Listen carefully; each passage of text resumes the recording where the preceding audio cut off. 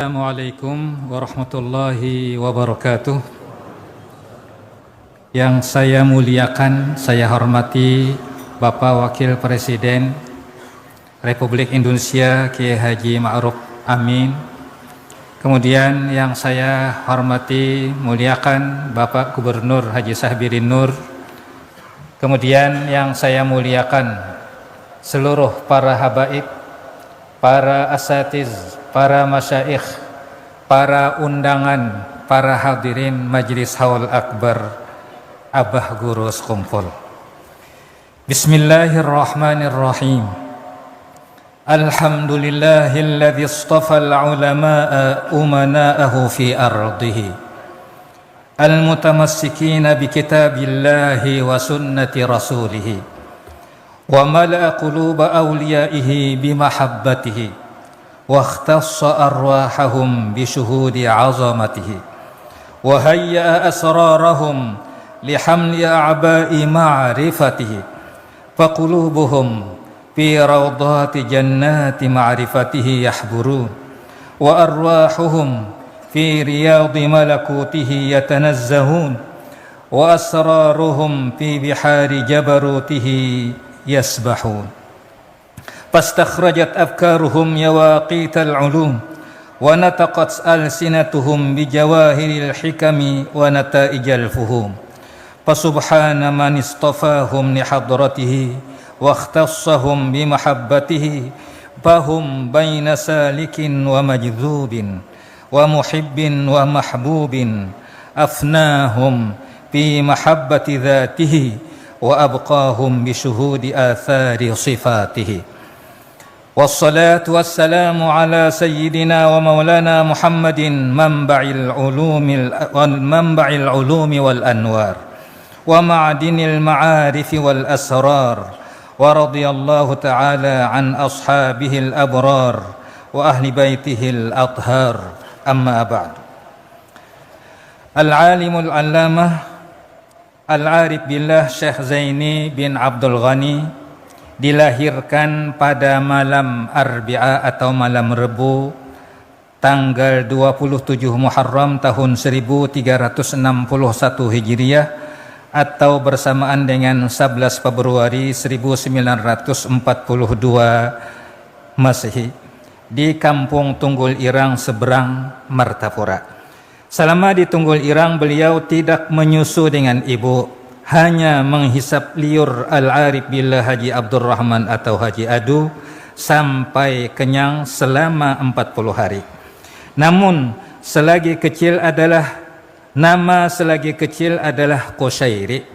Sejak kecil termasuk salah seorang yang mahfuz, yaitu suatu keadaan yang sangat jarang terjadi kecuali bagi orang-orang pilihan yang sudah ditentukan oleh Allah Subhanahu wa taala.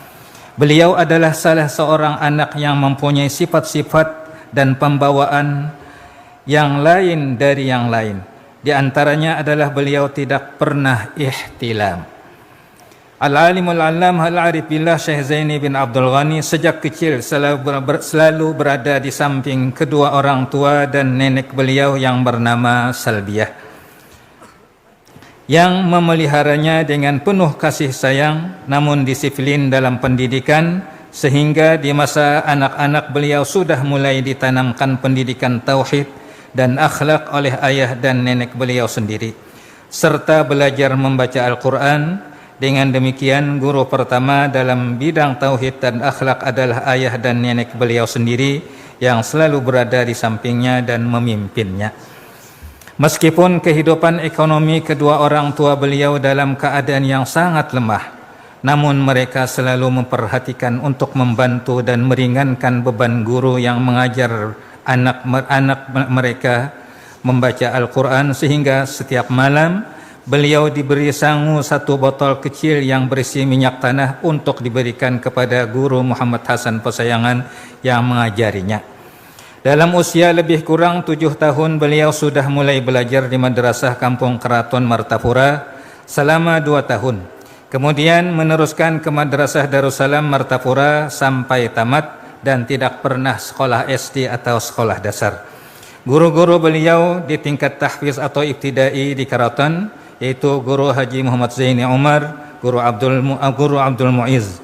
Kemudian di tingkat ibtidai atau tahdiri Darussalam, pertama Guru Sulaiman, kemudian Guru Haji Abdul Hamid Husin, kemudian Guru Haji Mahalli Abdul Qadir, kemudian Guru Muhammad Zain, kemudian Guru Haji Rafi'i, kemudian Guru Syahran.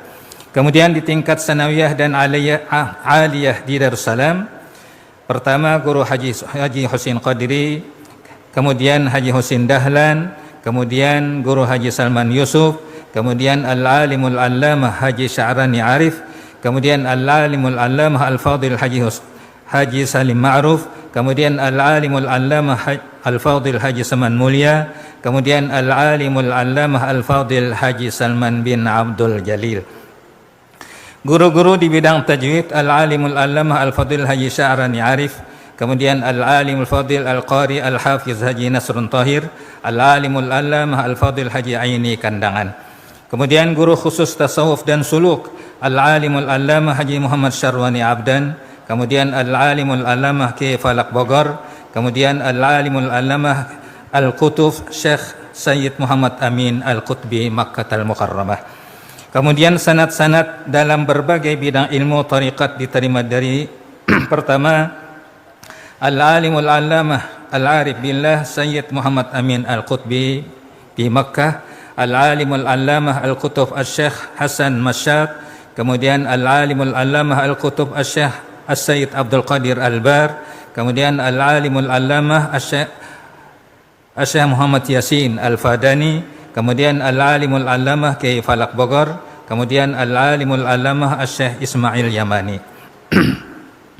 Guru pertama secara rohani dan mimpi, pertama Al-Alimul Allamah Ali Junaid Berau, kemudian yang kedua Al-Alimul Allamah Haji Muhammad Syarwani Abdan, kemudian Al-Alimul Allamah Haji Muhammad Syarwani, kemudian beliau menyerahkan kepada Kiai Falak, dan seterusnya Kiai Falak menyerahkan kepada Al-Alimul Allamah Al-Arif Billah Asy-Syaikh Qutuf As-Sayyid Muhammad Amin Qutbi, kemudian beliau menyerahkan kepada Syekh Muhammad Arsyad Al-Banjari, kemudian seterusnya langsung dipimpin oleh Rasulullah sallallahu alaihi wasallam. Atas petunjuk Al-Alimul Allamah Ali Junaid, beliau dianjurkan untuk belajar kepada Al-Alimul Allamah Haji Muhammad Gadung mengenai masalah Nur Muhammad. Maka dengan demikian, di antara guru beliau tentang Nur Muhammad antara lain adalah Al-Alimul Fadil Haji Muhammad tersebut di atas. Dalam usia lebih kurang 10 tahun, beliau sudah mendapat khususiat dan anugerah dari Allah Subhanahu wa taala berupa kasyaf hissi, yaitu melihat dan mendengar apa-apa yang di dalam atau yang terdinding. Sewaktu beliau siyahah atau berjalan-jalan di hutan, maka rumput-rumputan memberi salam kepada beliau dan menyebutkan manfaatnya untuk pengobatan dan sebagainya. Begitu pula batu-batuan dan besi, kesemuanya ini tidaklah beliau perhatikan, dan hal-hal yang demikian itu beliau anggap hanya merupakan ujian dan cobaan. Dan kurang lebih dalam usia itu pula beliau bermimpi, tepatnya pada malam Jumat, melihat sebuah kapal besar turun dari langit, dan di muka kapal tersebut di depan pintu masuknya berdiri seorang laki-laki berpakaian jubah putih sebagai penjaganya, dan di pintunya tertulis Safinatul Aulia atau kapal para wali. Tatkala beliau hendak masuk ke dalam kapal tersebut, dihalau oleh penjaganya hingga beliau jatuh tersungkur. Beliau pun terbangun.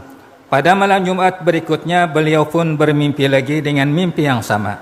Begitu pula pada malam Jumat yang ketiga beliau bermimpi lagi dengan mimpi yang serupa. Namun kali yang ketiga beliau diperkenankan masuk ke dalam kapal dan disambut oleh seorang syekh, dan beliau melihat di dalamnya banyak kursi yang kosong. Setelah puluhan tahun kemudian, tepatnya sesudah beliau dewasa, beliau pergi ke tanah Jawa untuk menuntut ilmu dengan tidak disangka dan dikira orang yang pertama kali menyambut dan menjadi guru beliau adalah orang yang menyambut beliau di kapal dalam mimpi beberapa tahun yang silam. Dalam usia kurang lebih 14 tahun atau tepatnya masih duduk di kelas 1 sanawiyah, beliau telah dibukakan oleh Allah Subhanahu wa taala atau futuh tatkala membaca tafsir wa kana Allahu sami'an basira. Dengan ringkas, pada pukul 5:10 subuh hari Rebu 5 Rajab atau 10 Agustus 2005 Masehi, beliau pergi meninggalkan kita memenuhi panggilan menghadap Khalik Tuhan Rabbul Izzah untuk selamanya. Allahumma hulla ruhahu fi mahallil abrar wa taghammadahu birrahmati ana al-laili wan nahar birahmatika ya rahimu ya ghaffar. Adkhilillahumma alaihi ya karim fi quburihi ar-rawha wal rayhan wal fushata war ridwan wal bisharata wal aman bijiwadika rafi'il jinah innaka karimun mannan. Wa sallallahu ala sayyidina Muhammadin wa ala alihi wa sahbihi wa sallam walhamdulillahi rabbil alamin.